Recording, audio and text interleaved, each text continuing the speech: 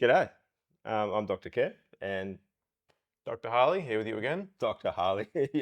I see he's added a PhD to his qualifications. Oh, that's good. I actually think of you as Professor Harley.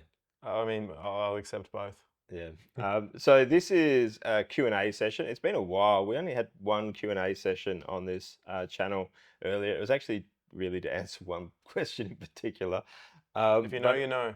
if you know, if you're keen on this sort of stuff, we're actually going to be doing this as a bit more regular. We're going to aim to try and do maybe one of these a month or so for the next year or so to see how it goes. But an opportunity for us to talk about particular subjects related to car design and the project, but also answer some of the questions that we get on some of the videos. How does that sound? Sounds good to me. Well, it's pretty important because you're going to be a big part of it, being half of it almost. And we'll see if we can get John Grove on board and the mystery player who hasn't yet appeared in a video still to come. So the way we're going to do this is we'll maybe have one main topic we deal with and then deal with a few questions. And I thought to start off with, because Harley's already done one of these conversions and done some work, I thought we could start talking about turbochargers. So especially given that this is going to be a Subaru powered vehicle, the first vehicle we're sort of working on. Obviously, the Subarus are well known for their turbochargers. So we're looking at maybe taking something out of a four-wheel drive car, turning it to a two-wheel drive car. Would normally have a turbocharger and not running a turbocharger. So yeah, I guess. What do you think, Harley? Do you think the turbos would have been a good idea to have in this car? So I'll preface the discussion by saying I'm no turbo aficionado, but I have a working knowledge of the function of turbos. Um, so do I think it's a good idea? I'll probably start us off with the big elephant in the turbocharger room, and that's turbo lag. Turbo lag. Turbo lag.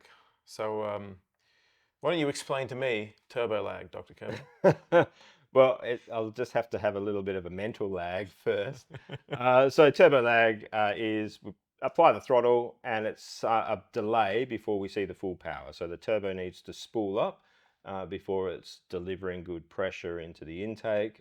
And during that spooling up period, you're building up power. So you don't get it instantaneously. So that's gonna put a bit of a damper on what we might call throttle response, which is perhaps something that you would be leaning away from in a car like this, in Yeah. my opinion.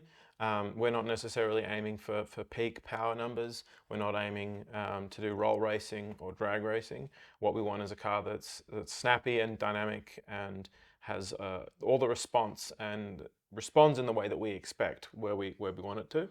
So in my mind, that would be the big detractor, the thing that I'm thinking about initially. Mm. Um, Well, that was certainly what I was thinking going into it, is that this is a lightweight car, it won't need a lot of power, so we don't really need the turbocharger. We could easily just go up to a slightly bigger motor, like the 2.5 liter Subaru, or six-cylinder, where we go the 3 liter, mhm. and get the extra power through capacity if we want, and still keep that throttle response. Mhm. And look, I'll preface this as well. I've got no experience with turbochargers. I haven't worked on turbochargers before. All the engines that I've done any tuning for have been naturally aspirated. So I'm pretty ignorant when it comes to the processes. So before you jump in on comments and go, well, you can get throttle response pretty easily with a turbo. Yeah, you probably can. I just don't I really know mean, how to there's do it. things you can do. You can put, compound turbos in, and there's a lot of complexity you can add. But it is just that it's complexity. You then have to incorporate that into your, control strategies and all the additional components. You've got oil cooling, you've got intercoolers, and all that is weight, right? Mm. And in a car like this, the question for us, at least for me, I think, would be, does that actually add value Yeah. for the build and for the car that we're building?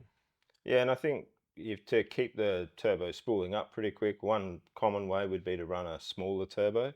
Mhm. And I guess if you're starting to go smaller turbo and getting less power from it, you start to go, well, maybe a little bit of extra capacity is maybe a better way. Mhm.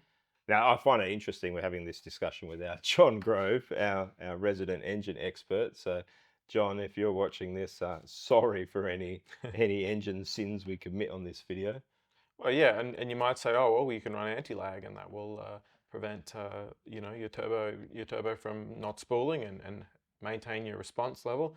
Um, but then we have to deal with the fact that this has got to be a road legal vehicle, and we don't want it to be obnoxious on the road at all times. No, well, a little bit obnoxious A is little bit of probably fine. obnoxious goes a long way, but um, not good for cats, for example. Yeah. So emissions compliance is going to be another thing we have to deal with. Yeah, emissions compliance. We're not planning on running the normal ECU in this, so we're looking at. I think we're looking at a Haltech is probably where we're going to go, and that means a full custom tune, which means we're going to have to do emissions testing. Now we can make that work with the turbo. We're going to have to put some cats in there probably, so catalytic converters. We're going to see there's a lot of work to be done in that development. For me, I think adding the complexity of a turbocharging system is probably the thing that steers me away from it. But you've done this before, so you what did you put a turbo on? So I've turbocharged my old 5 Series BMW. Fairly different use case. Big lazy 2-valve 6-cylinder engine. Sort of peaks at about 150 kilowatts in a 1500 kilo car. So it was quick enough, but there wasn't really a lot you could do to get much performance out of it. Short of adding a turbocharger, you're not going to make the car a hell of a lot lighter, and you're not going to be doing much in the way of NA mods to get more flow through a 2-valve head like that.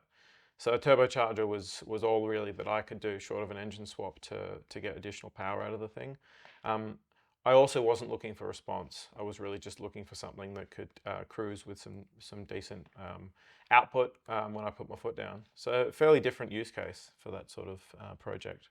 Yeah, and I think that's got a fairly low compression ratio starting on that M30 as well, isn't it? Yeah, we're below 10 on the compression ratio, so it's quite suitable for boosted applications in an engine like that. Mm. And I think the other thing that is, I guess, a little bit different with that, so the M30, the BMW, 3.5 liter, wasn't it? Three and a Hmm. half liter version. Um, that's quite a lot of capacity. That's not a small motor that you're starting with. So there is a reasonable amount of torque to begin with. Before the turbo spools up, you do have a bit already under your foot. Yeah. The lag is not so much of a problem. Yeah, and then that really just the turbo just gives you a much better top end. Yeah, so you can basically pick how much top end you want until you either rip a stud out or blow a head gasket. So that's certainly an advantage. So in your case, what were some of the difficulties you had in converting the M30? So two big ones I had was packaging, and the obvious one would be the stock ECU. So there's a massive slant on the M30 engine. So whilst it's a fairly big car and you think it would be a fairly easy job to package a dump pipe into an engine bay like that, it was actually almost impossible. I ended up doing some fairly funky engineering to snake the dump pipe around the steering column. So that was fairly difficult. Um, the packaging of the intercooler was fairly hard as well, involved a fair bit of modification for the front bumper. And then the modifications for the ECU to get that to work. So you got wideband fuel sensor has to go into the ECU. You've got pressure sensor. You've got to upgrade the TPS so that functions properly. It was a whole integration piece, I would say, that was hard to get. Getting it actually running once it was all there was fairly, I want to say, trivial relative to the rest of the project. But yeah, packaging for sure. Yeah, and I think the E34 BMWs sort of normally, yeah, being a German car, normally would be left-hand drive, but in Australia, right-hand drive. Hmm. The exhaust is on the right-hand side, Hmm. so you're now trying to get the steering system and the turbo to live in the same place, which is Correct. probably easier to do if you were doing the same thing in America or Germany. Much easier on American cars. Yeah, we're unfortunate that we have those cars fitted with both a steering box over a rack and pinion and a steering column running through essentially the exhaust. So there's a lot of heat packaged in there. Mm. So not an easy project. At least not as easy as you might think. Yeah. Okay, well, I guess we had, if we move on now to some of the questions that we've had on previous videos, I actually wanted to start off um, with one from Neil Orange Peel. Great name, Neil. Yeah, and Neil's a regular commenter on videos here. So he says, "Friends don't let friends EJ20 run Harley before it's too late." So we've been talking about turbocharging EJ20s. They've got their turbocharged version. What do you think about the Subaru motors? So as a previous owner of a GR86 fitted with the EJ25, Well, sorry, that's FA24, not yeah. EJ25. We're going That would have had heaps of comments on that one. let's ask the question again because I No, I don't think I am going to ask the okay. question again. I think I'm just going to leave that one. FA24. Yeah. The FA24 isn't a whole lot different from the EJ20 or 25 in its particularly in its sound, but in its characteristics. Um, so should I run? Look, I think it's not a particularly good sounding engine, but I think it's the right engine for this application on the basis of the fact that we can package the transaxle fairly easily. The flat four gives it a fairly low center of gravity, and all that kind of works in with the aesthetic and the design core design philosophy that we're going for with this car. Yeah, I think if we've got ideas at least floating around of cars that might follow this, and no necessary guarantees that it's EJs the whole way down. So there might be some hope. But I guess we sort of originally chose EJ20, but I mean, we've really been talking mainly EJ25s now, and Mm-hmm. even the FA 24, just for that extra capacity. Mm-hmm. But one viewer, Tim Barrett, H6Q, said, "I know it's 3 liters, but as a BZ30 a consideration." Now that's the 3 liter 6 cylinder Subaru motor. I mean, could Mm-hmm. we extend it even that far? I've seen some pretty cool build threads. I'm sure everyone's watched the Mighty Car Mods Subaru 6-cylinder thread. Look, I think if budget was no option, and we could front the capital to fund a project like that, I think it would be a great option. But the fact is that that engine is nowhere near as common as something like the Yeah. EJ25. And finding a transaxle engine combination that we can package into a car for a cost-effective budget within the time frame that we're looking at, I think doesn't quite work. Yeah, the availability isn't quite there. And I think as we're starting to get the engines bigger and bigger, it's starting to be a different car. And not necessarily a bad car. I would have thought that as you start to get bigger, start to want a roof on as the thing starts to get a little bit faster. Mhm. And so, and a roof, look, I think down the line, it'd be great to do a sports car where it's fully enclosed and it's a little bit more high performance. But it is a bit more difficult to do that. So trying to keep the car as simple as possible. Yeah, I think if you take the discussion through to its logical conclusion, it becomes why not just LS swap everything? Yeah, well, yeah, John would have some Sure, disagreement. John would be very happy. Yeah, he's a bit more of a Ford guy, but he's been working on LSs recently. Yeah, So yeah. Well, we can put a Windsor in yeah, well, it. I think everyone in Ford's now Coyote mad. I think. Yeah, but I like the idea of a '60s F truck sort of engine in a car like this. Yeah, we'll have to put that on hold. I think. I think though the fact that Subaru has so many different options that have fairly similar architecture means that there's a lot to play with. I mean, And the aftermarket is huge yeah. in that EJ20, EJ25 space. It's just not the same in those six with those 6-cylinder engines. We've got one from Colin Bowman, 8816. I don't even know if I should be reading out the numbers, or we just say Colin. Like code for something? I Some don't. more In Australia, we would just say Cole. Cole? Cole. Yeah. Um, so is asking about. There's a few really cool, big, torquey bike engines that would be very fun in a car, like the motors from the GSX S1000, MT10, and the Super Duke and the K1600. How do you stand on bike engines and road cars? I mean, there's a long history of things like minis having motorcycle engines swapped into them. Mm. You you have your own long multi-decade history of motorcycle engines in Formula Student cars, which in terms of packaging doesn't actually differ too much from what we're aiming to do with 171. So I think on face value, it's just a valid question for sure. Well, I think Superfast Matt recently had a video where he talks about motorcycle engines being the best engines because they're effectively race car engines, High straight out of the revving, box. High excellent revving. response, high specific output. I feel like I couldn't disagree more though. I almost wanted to put up a response video exactly to that because of the time we've spent with motorcycle engines, is that they're all of that out of the box. They're absolutely fantastic. But as soon as you start going and playing with them, they've got, I think, a low tolerance for idiocy. So I'm not really an engine guy, but have been forced to do engine work occasionally.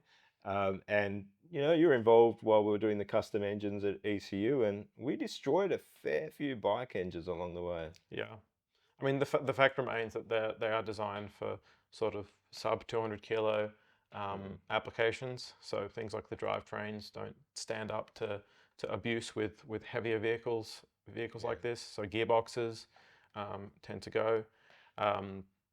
Obviously, they sound wonderful, and functionally when they're working, they're excellent. And in many applications in which they're designed, they are actually quite reliable. But I think once you start to scale them up to these applications, you start to run into sort of reverse engineering problems that you won't see with something like an EJ20 or 25 that's designed for that heavier class of vehicle. Whilst acknowledging the fact that you're going to lose a little bit in terms of specific output and perhaps weight efficiency. But I think for a vehicle that you want to run reliably for a long period of time, you do start to lean more towards something like an engine from a road car. Yeah. Well, I mean, in your M30, that was a clapped out motor. How many? Nearly 300,000 Ks on it, and it made 250 kilowatts on the dyno on its first run. Yeah, and that's almost another good 2/3 more than it had before the turbo. Yep. Yeah, and that's something. 150 stock. Yeah, there's probably. And I'm fairly certain a lot of those horses have escaped over the years. Yeah, so I think doing that sort of stuff to a motorcycle engine, and maybe you wouldn't have a reason to. Maybe you just chuck in the higher torque motorcycle engines and be done with it. Um, but I tend to think as soon as you've got a vehicle, you start to play with it a little bit. That's half the fun. So yeah, probably not looking at the bike engines for those reasons. And I don't even know what the ICV rules are around the emissions. Yeah. The emissions argument again would interest me because they tend to not be even close to emissions compliant versus a passenger vehicle. So that would be another problem that we'd have to sort of get around. I mean, if we're going that way, I think I'd be pretty keen to be in that sort of Japanese bike engine space if you were playing around with things. I know we had some experience with a few different types of engines over the time, and the Hondas were fantastic. KTMs were a little bit less fun to play with. Ducati V-twins, excellent swap for a road car, I think. We'll stay well away from that. I think air-cooled if possible. Okay, this is going to go on a tangent now. Okay, let's see what we got. Okay, so here's another one. Staying on the engine, it's how are you planning to install and remove the engine and transaxle? And so in some of the pics, it's showing welded tubes very close to the transaxle. So accessibility of things here. What are your thoughts around accessibility and maintenance? So owning several old BMWs, I can say that it's very important having accessibility and maintainability. Are you saying the engineers in Germany did a bang-up job in the 80s of making cars that are super accessible for turbo swaps today? Look, I think Hans and Fritz did their absolute best in the 80s, but I think even they would acknowledge that some things have come a long way since then. That's all I'll say as a lover of German engineering myself. Yeah, I think the answer for this is if it's a monocoque front end, the idea was the whole back end would come off and the engine would come out the front. It's not something that we'd be looking to take in and out on a regular basis, and splitting a car at that bulkhead is not a difficult thing to do if you're already having to do something major like that. That was probably also going along with some of the members on the lower side of the frame being removable. So an engine dropping out from the bottom, which is not too dissimilar to how we do things on most of the Formula SAE cars we'd work on. Yeah, for sure. Yeah. Yeah, and I know you're not a fan of monocoque front end. You're firmly in that we should be doing a space I'm frame for firmly this. in camp space frame, mostly because I'm going to have to fabricate a good portion of this vehicle, and I don't want to deal with a monocoque. And you have done a fair bit of sort of composite work and. Yep, done plenty of composite in my time pre and sort of post uni, so plenty of experience there to know that it's possible, but it isn't as easy as anyone ever seems to think it is. Think of the packaging piece as a better version of what Porsche does with their serviceability. So I guess staying with the frame and the chassis, there was a bunch of questions there. I answered some of them online, but there's a few here. So oh, I don't even know. Tight Saul, TIIT I think Saul. it's tilt, Dr. Kevin. Your Tilt? eyes are failing you. No, that's It's the old age getting to him. yeah. It is, there is old age there. Says, would you consider turning this into a Targa top to cover the roll structure with bodywork? Not so 1950s, but more modern. Almost, I guess, what 1960s, the first sort of Targas. What are your thoughts about Targas? I mean, I think he's answered the question with his question. To be honest, not so 1950s. We've designed this car around a kind of core philosophy. You know, the lightweight, open top, 1950s style car. And I think there's a lot of sound arguments you could make for turning something like this into a Targa top. You know, you could enclose it, you'd have more usability in the elements and things like that. But with every step towards modern vehicle functionality, you're kind of proceeding in the opposite direction, away from the kind of core design philosophy of an open top, sort of 1950s style sports car like this is intended to be. Yeah, I'm a little bit more caught, and I know it's me that started with the idea of 50s, and you'd be a much bigger fan of a more modern vehicle. I think I like the 60s cars just as much, or maybe even more than the 1950s. And I'm also not a huge fan of exposed roll structures at the rear. So a Target would be good, but I'd agree. I think it's starting to deviate from what this car is. It's just going to be more bodywork that we're going to have to do, and that's already, as we're starting to this year get into more of the construction and thinking about how we're actually going to build this stuff, more doesn't feel like a good idea at this stage. So Every Targa, every piece of complexity that you add is another job that somebody has to do, and there's no team of 600 engineers working for GM to resolve these problems. There's a couple of engineers in Dr. Kevin's shed. I think that maybe a Targa top is more suited to if we end up with something like a BZ30 engine and start to go down the line of a closed top vehicle. We might just have to build a second car. Yeah. Now, I can't read this whole post out. This is from Beardo6874. It was talking about the mock-ups and is enjoying mock-ups and so on. And there's a whole process. It was really, really good message. There's a lot there to decode. But one of the things that came up in this question, in this post, was with that in mind, why not build two tubs and wind up with two cars? So the idea of, if we're going to all this effort with this engineering and everything, why just build one car? Why couldn't we build multiples and have multiple spares and think about how the car is going to run throughout its lifetime? What are your thoughts on that? So, Project 171, there's a car there. What then? Well, at a high level, I don't necessarily think that you can do something like that in parallel, because you've got two separate design problems. I mean, look at your front suspension as an example. On something like a monocoque, it's very easy to build a single plane and mount your suspension members in a particular way. But in, say, something like a tubular space frame, you've got a bit more nodal freedom, so that'll modify that design. So you wouldn't necessarily design a single vehicle around two chassis concepts. I think it might make sense in some worlds to produce a second chassis if you were intending on racing it in such a way where spares were likely to be an ongoing concern. But I think for this vehicle, it's a prototype and a first of none. So we're intending to build, this vehicle and then potentially an evolution of this vehicle. So building one vehicle with multiple spares and derivations, I think is a great idea for a vehicle that you're intending to use for multi-decades that has many applications. But I think for what we're looking to do here, that single prototype, one chassis, one-off sort of build plan works much better for our limited resources. What are your thoughts?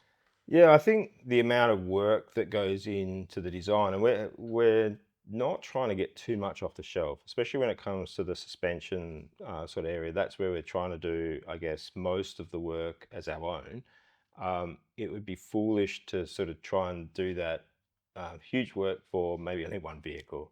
I tend to think that maybe with the spares, what we're doing is getting designs that can be potentially reused in different projects.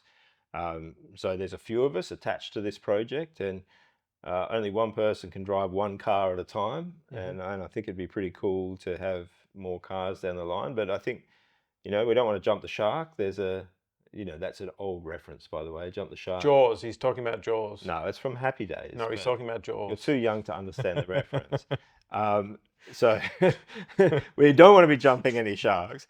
We don't want to get ahead of ourselves. So we don't want to get to a point where we're thinking about second, third, fourth cars down the line.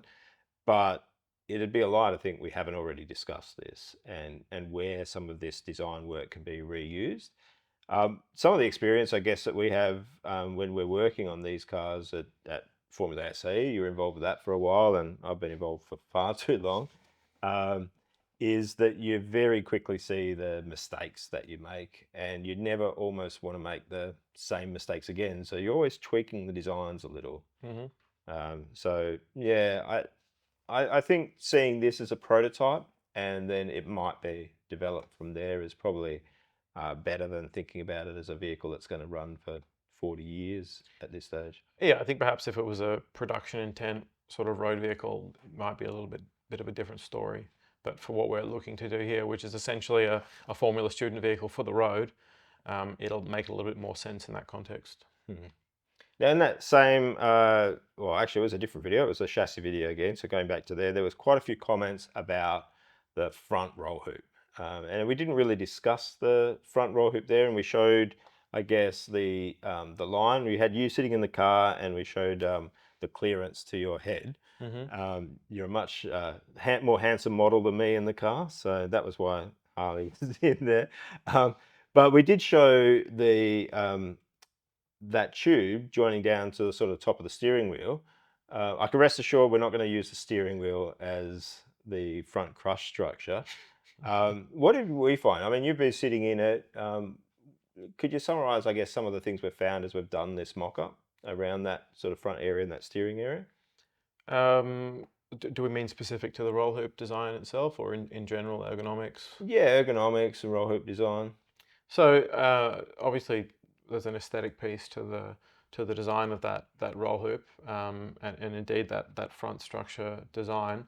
So what we were intending to do there was model what we think we might have in a final design, but also help us to sort of mock up some ergonomics and see where the driver inputs might sit and where we might actually like those things to sit.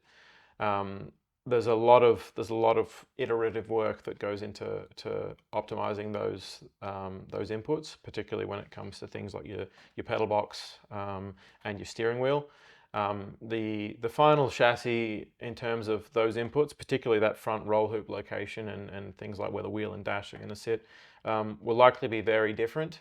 But at this stage, it's a very useful sort of visualization tool to kind of dial that design in. And I think the reason that we showed that tube going to the steering wheel instead of to the front of the mock-up is the mock-up was just too low.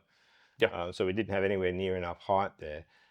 So what we'd imagine is that line, we would see a proper roll structure there. And everyone that's commented on that front roll structure, absolutely spot on. It's a really important part of that roll structure. We want to make sure that that area is as strong as we can possibly make it.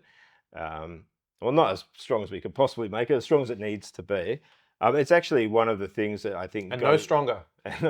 it's one of the things that probably goes against us doing something like a monocoque, because is putting a really good hard point in that sort of front roll hoop. When you do it in a Formula student style thing, it's you bond it in, so you bond in a steel tube, and you've got to be very careful about your actual bond strength to there and how you get that out. It's far easier to do that in a space frame. It'd be a big plus for a space frame in that particular structure. Yep, agreed. So quick ones. I think we had a couple of people have a look at where we did the scan of the drag car. You weren't there for that one. We sort of went up to Northam and Great video. Yeah. I think ever since then, so AJ was an absolute card. 100%. 100%. Ever since I've done that interview with, well, I didn't do the interview, so John did the interview with AJ, and he said 100% fairly regular. I've been saying 100% ever since then. Anytime somebody Rolls says off the tongue. it does 100%. 100%. Yeah, awesome. Cool as. So a couple of questions there is, was that an old Geordie Rivera Pro stock car? Yeah, it was. And AJ responded to that. So they're really proud of that. So Gordy has passed away, but AJ's been in contact with the family, and they're thrilled that it still looks like it did when Gordy ran it. And I think in racing we do see a little bit of this. Like we try to respect what's come in the past.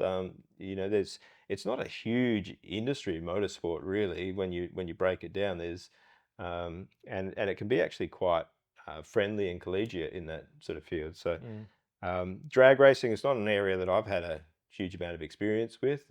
I'm getting to know some of the people in drag racing around Perth, and they're all pretty interesting people. And the question was, are we going to cover the CFD process for this car? Yeah, but it's taking a while.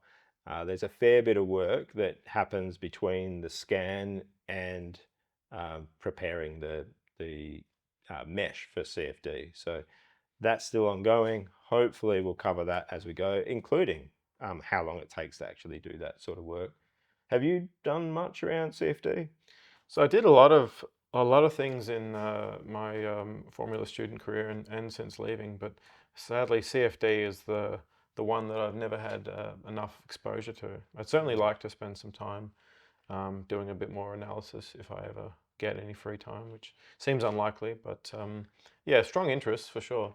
Yeah, it's almost a field in itself, isn't it? So when you want to be good at working on the CFD, it's a huge investment in time just to get to the point where you can do that adequately at a proper level to get good answers. I mean, short of something like open foam, even at a financial buy-in level, there's a huge barrier to entry. So it's not exactly an easy hobby to pick up if you wanted to. Yeah, and I think most of the time when we're working on CFD at university, we're using ANSYS products, and they're fantastic at a professional level, but they do cost a fair bit. So we've been doing, or at least the person that's been working on the CFD process for that car is working with open foam, which is incredibly capable code. But there's much more to come on CFD in this channel. Hopefully in the next year, we're going to see quite a bit. Okay, so we've got a question from Drunken Hamster. So we're talking about light.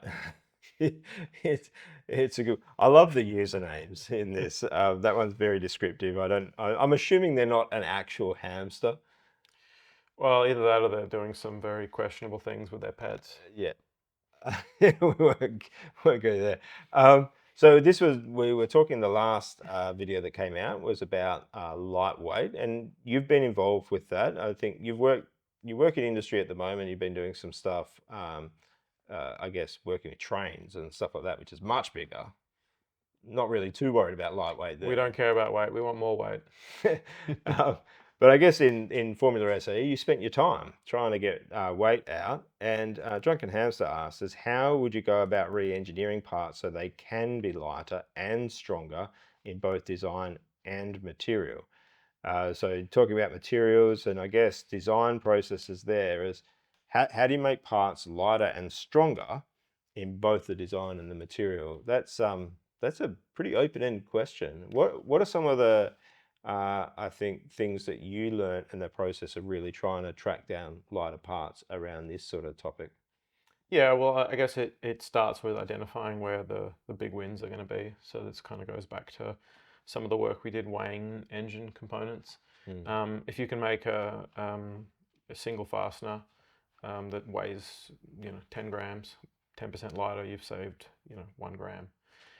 If you can scale that over the entire vehicle, perhaps it makes a difference. But that, I think you have to look at the vehicle or whatever you're designing at a macro level, and then consider where the big wins are, and then from there it comes down to understanding your loads, understanding the requirements for the part, and then the more that you can understand those requirements, those loads, the inputs, what that part has to do, the more that you can optimize that design for that particular application. And that doesn't necessarily come in the form of, okay, we have this upright, we'll just copy this design and make it out of carbon instead of aluminium.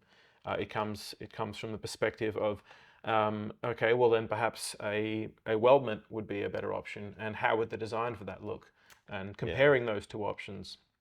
And then you have to consider the risk and the cost alongside those aspects. So it's a fairly complicated problem to think about in my perspective.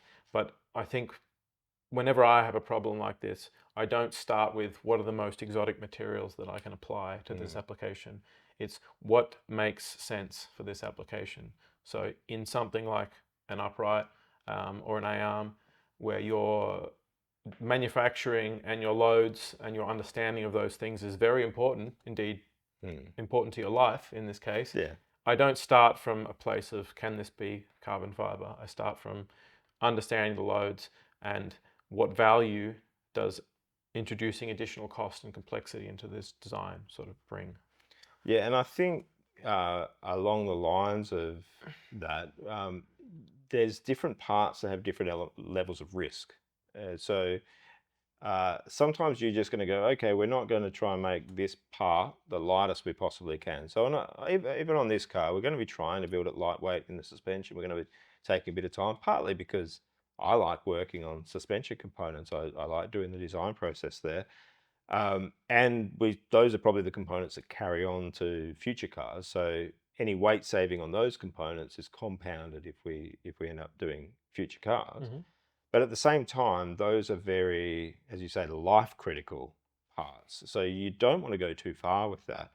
I think what Drunken Hamster is sort of grappling with this question is similar to what we're thinking about with the chassis, which is, on one side we can have a space frame chassis out of steel, pretty much mild steel. We probably wouldn't need to go to high strength steel for that. Similar stiffnesses in terms of the structures there. Simple analysis as well. Simple, yeah, very simple analysis. So in terms of the FEA, a lot easier to do on a tube frame than it is to do on a composite structure. So you've got a simpler structure to analyze, simpler structure probably to build overall, and a lot less, I guess, compliance work. It's a homogeneous material.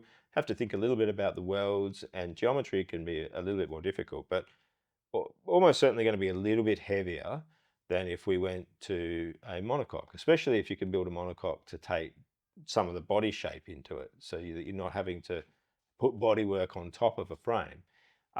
So we've got one area where we've got a better material in terms of performance, but a lot more time, a lot more development, and we've got to ask the question. Cost as well. Cost, yeah.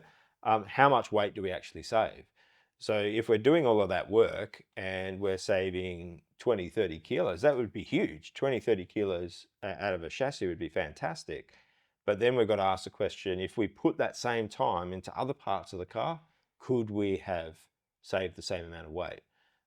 And this is a difficult question. I mean, this is not an easy answer, and whichever path we end up going down, you have to fully invest, and you do the full. Anything you do has an opportunity cost. You could be doing something else, and that's in both of terms of design and time and cost. So I think the question is, how do you go about re-engineering parts so they can be lighter and stronger in both design and material? I think you just got to follow the process.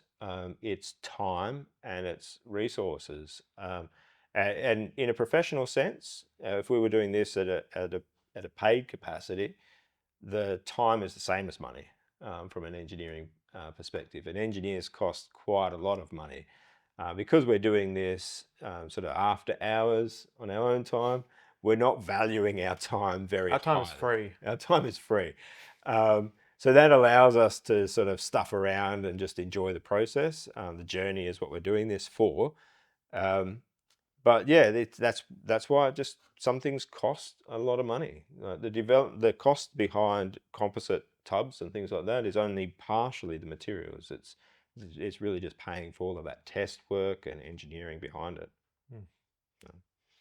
And I guess to finish off, there was a question in one of the videos. There was a spreadsheet that was presented, and it sort of showed some of the organization behind the scenes. So if you did pick it up, there's a little bit of I guess, a project planning spreadsheet, or it's actually a project tracking spreadsheet. I've modified a version of something we created back at ECU. Now, I think you remember it. I remember it well. Yeah, with nightmares with it. So we used to have a worm. So in fact, 4 worms. So there would be one for design progress, one for purchasing, one for manufacturing, and one for installation. And the idea was that we wanted to have every sort of system listed, and we would track it pretty roughly through these design, purchasing, manufacturing, and installation processes that we have in a car. So it gives us an idea of how we are on a project, so how far along we are, as well as how much left to go. Do you use similar things now, or far more advanced tools in your workplace? Yes and no. Essentially, what we use now is the worm with some slightly better tracking, in that we pay project managers to visit it every single day. But essentially, something like Primavera performs a very similar function. I would argue that the worm, the visual aesthetic on the tracker is actually fairly unique to Dr. Kevin's brilliance in this instance. I don't know about brilliance. But essentially, yeah, very similar sort of tracking, possibly with a little bit more input and a little bit more granularity on the worm side. But it all depends on how you use it. Yeah, I think when we started using that, I think we first used it on the first custom engine car that we did.